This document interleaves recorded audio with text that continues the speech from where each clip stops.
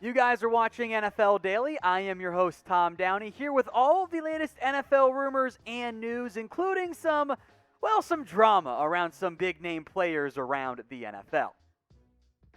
Now, Aaron Rodgers has been heavily linked to the Denver Broncos ever since it became very clear that his time in Green Bay at minimum appears limited. The Denver Broncos' arguably best player is Von Miller, and he is doing his best, at least publicly, to ignore all of the Aaron Rodgers trade rumors and connections to the Denver Broncos and hype up his current QB, which is Drew Lock, by the way. Now, of course, I will make note, Denver also traded for Teddy Bridgewater, but here's what Von Miller had to say, and I appreciate his honesty, by the way, in this quote. It's crazy to think about, getting an Aaron Rodgers. You put him on any team in the league, and he changes that team. If you get too emotionally involved in those guys, and then it doesn't happen, now you got Locke over here looking like, what about now? So you don't want to get too emotionally attached to the rumors. You start thinking about, we're going to get Aaron Rodgers or Deshaun Watson. But hold on, wait a minute. We've got Drew Lock. That's who we're running with. That's who we're going into the season with until anything changes. Now, that's been spun publicly as hey, Von Miller, we don't need them. We got Drew Lock. That's not the way I took that quote. That's a quote of, I would love Aaron Rodgers or Deshaun Watson, but I don't know if we're going to get him. So make your predictions for me right now in the comments section. Who do you believe will be the Denver Broncos starter at quarterback in Week 1? In reality, there are three options. Aaron Rodgers, Teddy Bridgewater, and then also the incumbent starter, Drew Lock. Now, the Denver Broncos like Drew Lock. I think they would love nothing more than for Lock to have the greatest breakout season since, Josh Allen last season, and establish himself as the future at the quarterback position for Denver. But across his NFL career, we haven't seen that. I tried to warn Broncos fans, based on the wins that they saw in 2019, hey, he needs to be better. He hasn't shown enough yet. And what we saw in 2020, I would argue at times was improvement, but this is not an obvious franchise quarterback, at least not yet. So if you are Denver, you're hoping Drew Lock takes a step forward, but they're also aware that might not happen. That is why they went out and at minimum acquired Teddy Bridgewater.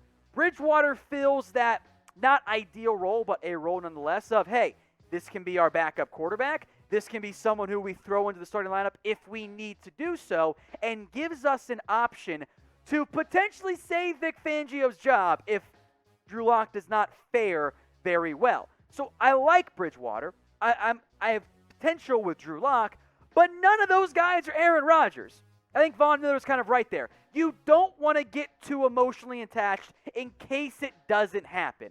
But if you are the Denver Broncos and you just so happen to find yourself in this position where you are able to actually acquire Aaron Rodgers, knowing how expensive the cost is going to end up being, you pretty much owe it to yourself as an organization to go get him. Even if you believe in Drew Lock, that's not Aaron Rodgers. And yes, it shortens your hypothetical franchise window, but it's Aaron Rodgers. You should go get him if you can, if you're the Denver Broncos. Let's chat Chandler Jones now and the drama surrounding him for the Arizona Cardinals. As mentioned previously, Jones did not attend the Cardinals minicamp this year. Now, he's entering the final year of his contract, and I think it's very clear he wants to get paid, and for good reason. He's awesome. He is one of the most underrated players in the NFL. He's also a little bit older. The Cardinals have really two options. Pay him right now, pay him what he's worth, go all in your apparent window with a cheap franchise quarterback in Kyler Murray, or let this drag out and potentially become an issue right now and into the preseason. So what do you guys think? Should the Cardinals extend Chandler Jones? I argue yes, but I do want to hear from you guys. Get your votes in for me. Type Y for yes, or you can type in N for no. Now, Jones was not great in 2020. He was banged up, and he missed a lot of time. But over the course of his career, if you factor in a 16-game season, so he averaged everything out, multiplied by 16, This is his average 16-game season production. This is Hall of Fame stuff, guys. Almost 39 tackles, 12.5 sacks, 13.7 tackles for loss, and 3.5 sacks. That level of production, I have a word for it. It's obscene. That is underrated stuff. Chandler Jones has been one of the top 5 edge over the lifetime of his NFL career, and he's never been regarded that way by national media, probably because he plays for Arizona. But even though he is aging, he's going to be expensive. Now, I don't know exactly what Chandler Jones wants, but here are some of the highest paid edges in the NFL. The way the Joey Bosa, Myles Garrett deals are structured, it was extra money, so it's really backloaded when the cap explodes because they still several years left on their deals, so maybe not that high. But, I mean, better than DeMarcus Lawrence. He's making $21 million. Frank Clark's just under that. Look, I do know that Von Miller is due to get a pretty big contract extension in the not-too-distant future, but there's a lot of decisions that have to be made here in the very near future as it relates to Arizona and getting a deal done. I think at minimum, even though Shaq Barrett got 17, I think Chandler Jones wants and frankly deserves a little bit more money compared to those guys. So I think somewhere in that 20-ish million, maybe a little bit less, is about what Chandler Jones is going to ask for, and frankly what I would give him. Because if you're Arizona, your defense needs Chandler Jones. Yes, you got J.J. Watt, also older and also aging. Chandler Jones, I would argue right now, is probably just as good of a football player. Plus, he's only 31 right now. He's going to be 32, but still, your pure outside linebacker edge depth with Marcus Golden, Devin Kennard, Kylie Fitz, Dennis Gardeck isn't great without Chandler Jones. You need him on that roster. You need him on that team. So if I'm Arizona, I am finding a way to get this deal done. I don't want to drag this out into the preseason or whatever. I would much rather find a way to pay Chandler Jones right now, keep him happy, and form a very potent duo of pass rushers on the front with Chandler Jones and with J.J. Watt. If you guys want local news and also some Chat Sports videos, download the Newsbreak app today at chatsports.com/newsbreak. If you are like me, you've built a little bubble of sports only, which is great, but I also have no idea what's going on in my local community. The Newsbreak app has helped me fix that because they got constant updates on local news, weather, politics. I had some great food recommendations, pop culture stuff, and oh, by the way, Chat Sports videos as well. So go download the Newsbreak app today. That link you see at the bottom of your screen, it will also be in the comment section and in the description. Go download it at chatsports.com/newsbreak. Again, it will be in the comment section and in the description. Let's talk about the future now of Mark Andrews and the Baltimore Ravens. Now, Andrews is entering the final year of his contract, and he is very much due for a rather hefty extension. Now, that's something the Ravens are dealing with right now, where they've got a lot of different players who are either just got paid or due to get paid. Ronnie Stanley, Marlon Humphrey, and this guy you may have heard of, Lamar Jackson. They moved on from Orlando Brown to help pay other guys, plus he wanted to be a left tackle anyway. Now, Andrews has been the top quote-unquote receiver for the Baltimore Ravens. Yes, I know he's a tight end, but let's be very clear in the end. He is a pass catcher. That is what Mark Andrews does the absolute best. Now, figuring out what the money looks like for Andrews is at times easier said than done, which is where everything is at situation-wise with the Ravens. You got to pay Lamar Jackson.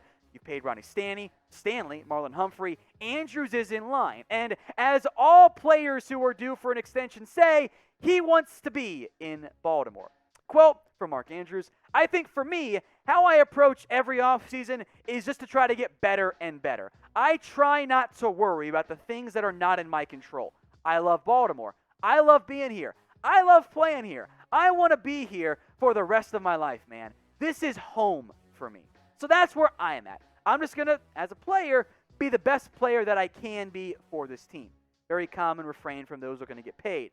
Andrews among tight ends in the NFL, especially you fantasy owners, he's one of the better ones. For an offense that has struggled to pass the football, Andrews has been the really, really good one. 58 grabs last year, 700 yards, 7 touchdowns. In theory, the addition of guys like Rashad Bateman and Sammy Watkins will also result in more catches and targets their way, but should maybe increase the quality of Mark Andrews' opportunities. The real question for the Ravens and for Mark Andrews is just how much money he gets. Now, in general, even if you are not the best player at your position, if you're top 3 or top 5, you're trying to get the biggest contract at that position. That's how it normally works. Austin Hooper, when he signed, was nowhere near the best tight end in the NFL, but he got paid like it in the end. Now, we'll end up seeing what exactly ends up going down beyond that, but tight end-wise, can Mark Andrews end up becoming the highest paid tight end in the NFL? He's not the number 1 tight end. He's not as good as a George Kittle or as a Travis Kelce, but that's not how contracts work. If you're near the top 5 or near the top 3, you get paid top-end money because the salary cap only goes up. The next guy always gets paid the most. So should Mark Andrews be the highest paid tight end in the NFL? Get your votes in for me right now in the comments section. 1 for yes or 2 for no. If you guys want NFL videos every single day on everything going on around the NFL, then hit that big red button and subscribe today. We got videos coming out multiple times a day on what you care about. NFL news, rumors, sometimes trade stuff. Stick around for one of those coming up here in just a second. But if you haven't already, hit that big red button and subscribe today.